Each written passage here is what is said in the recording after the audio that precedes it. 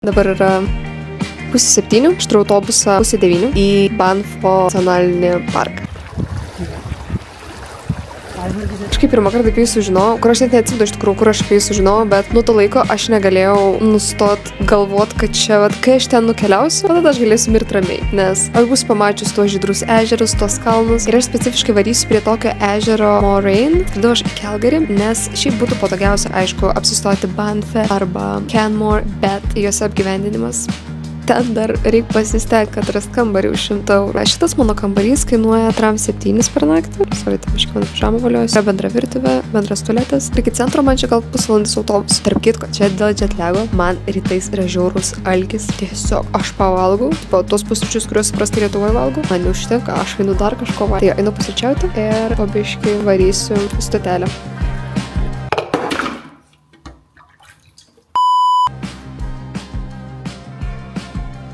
Ką rengiuosi? Kelnes, kur neperšlampa, striukė, kur neturėtų peršlapti, bet biškį peršlampa ir nerina vėda. Megztinis. Po manim yra termorūbai, dar po mano kelniam yra termokelnis. Jūs manęs paklausėt, Simona, ar už lango žiema? Aš man atsakysiu ne, bet ar vakar aš žiauriai sušalau ir šiandien rodo apie 10 laipsnių ir mane tai gąsdina? Taip.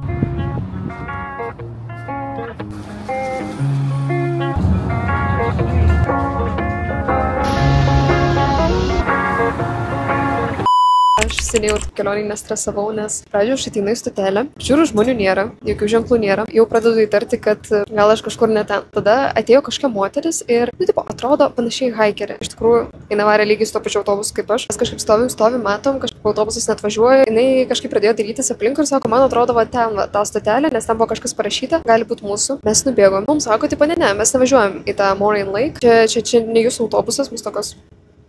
Okay, palauksim kito, nors kaip ir laikas to autobuso yra kaip mūsų. Ateina darbuotojas iš stoties autobusu, sako, jo, čia buvo jūsų autobusas. Ir tas autobusas jau išvažiavo. Moteris, kuris su manim visą tą laiką buvo, susigaudė greit. Ir pradėjo skambinti ir jie sako, jūsų autobusas vėluos, viskas gerai. Žinau, kad jau galvojau, kad neišvažiuosiu, nes kitų autobusų nėra. Vat šitą lokaciją nėra kitom dienom. Šiandien buvo vienintelė diena, kurią aš radau. Dabar viskas gerai, dabar važiuoju. Vaizdai jau po biškį jau prasideda ir aš sėkmingai važiuoju. Jeigu ne ta moteris, aš jums sakau. Aš, man atrodo, grįžinėčiau namo ir galvočiau, ką daryti, bet...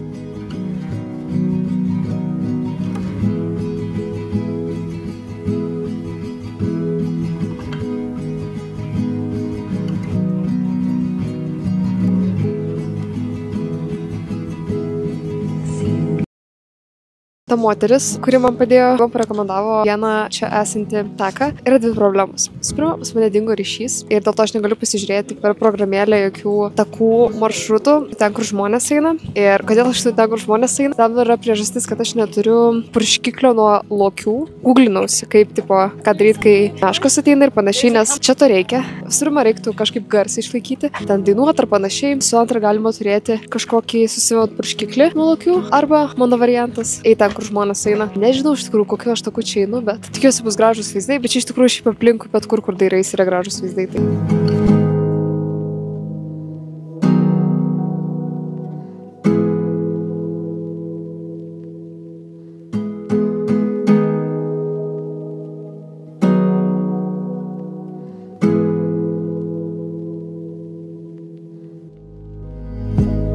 Nuėjau kažkokiu random taku ir man nepavyks jo vis vien užbaigti pilnai, nes jeigu aš jį noriu užbaigti pilnai, aš pavėluosiu autobusą. Čia yra vienintelis autobusas, kuris grįžta, bet, žinokit, visai pasiteisina šitas random takas.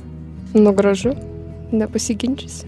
Meškų sutikta 0, nes, čia šiaip daug žmonių vaikšto, tai manau dėl to, bet...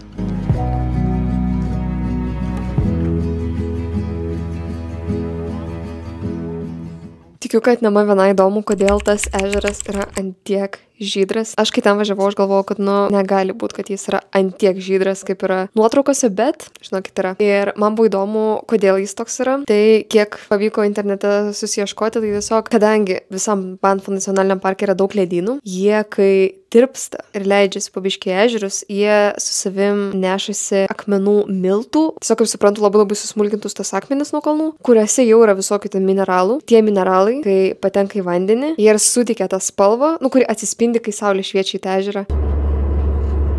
Atėjau čia į tokį vietinę kavinukę. Labai norėjau pabandyti šitą tokį ale local diner, kur būna Amerikoje ir vat Kanadoje irgi yra. Sakiau, čia buvo kaip dienos patiekalas omletas su lašiša, duona ir bulvėm keptom. Vadinasi hash browns. Stebėjau, kad tokiose kavinėse labai dažnai serviruoja va taip, tipo kiaušiniai kažkokio stiliaus. Tada šitie hash browns ir kažkoks skrabutis.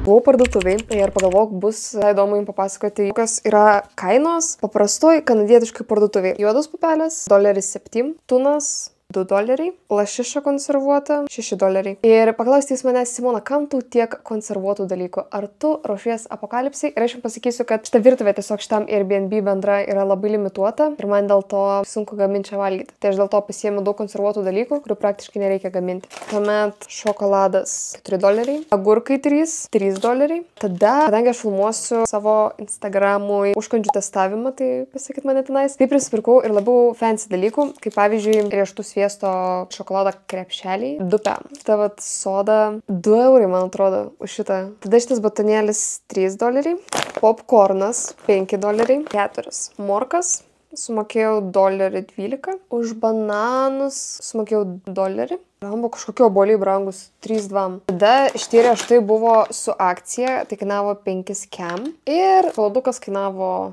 $1. Ir dar aš tiesiog pastačiau ant proteino, kurį nupirkau savo kamerą. Tai aš jums žinokit parodysiu, kaip tai atrodo. Mano profesionalus stovas.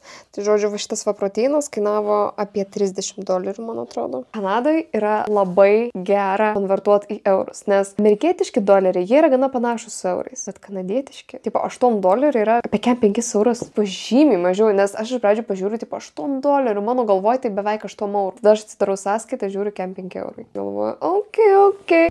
Dabar tokį miestelį Canmore. Dažnai žmonės, kai varo haikinti čia kažkur, tai varo arba į Banffą, arba į Canmore. Banffas yra labai turistinis. Aš pati labai svaršiau varyti Banffą, nes tenais yra tiesiog labai patogus su viešu transportu susisiekimas su vairiom vietom kalnuose gražiom. Bet kadangi Banffą aš buvau 2 kartus jau per šitas dienas, aš nusprendžiau ir pasižiūrėti, kas yra Canmore gero, nes man yra sakė, kad čia yra, ir ne vienas žmogus yra sakęs, kad čia yra ten, kur varo vietiniai kanadiečiai, kurie vat gyvena ar Calgary, ar kažkur netoli. Šiandien neplanuoju daryti kažko labai intensyvaus, nes pirmą aš pasirosiam dienom nelabai gerai jaučiuosi fiziškai. Šiaip šiandien man dar reikia pasiruošti skrydžiui. Plius pas mane kaip visada kelionės metu padaugėja daiktų, bet bagažas tas pats, tai dar reikės pagalvoti, kaip sutalpinti. Radau čia kažkokį maršrutą, tai kuris turėtų būti gražus apie 2 valandas. Bliamba, čia tokia upė graži, eik savo, žiūrėkit. Čia va tiltas toks ir čia va upė tokia. Eik savo, bet tai kokios šios spalvos gražios. Čia ir ežerai tokių spalvų, ir upės pasirodo. Čia man atrodo, einant per šitą nacionalinį parką tiesiog pamatysiu balą, tiesiog tokio žydrumo. Nu gerai, gal aš biškį perdedu, bet tai eina savo.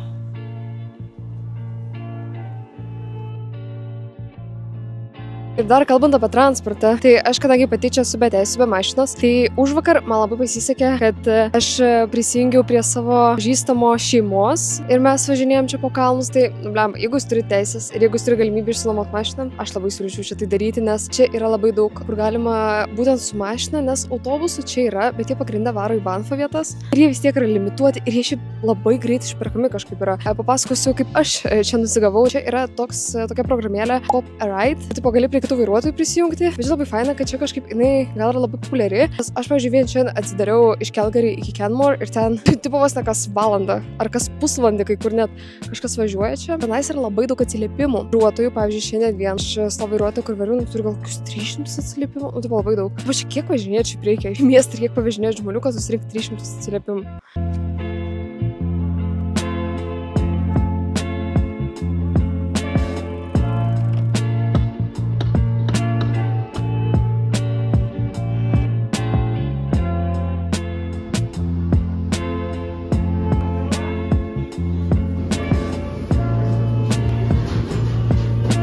Turėjau rasti gerą foną filmuoti, bet man atrodo šitas arklys yra biški traukiantis į savo dėmesį, tai visų pirma, žiūrėkit, kokie atspadelis.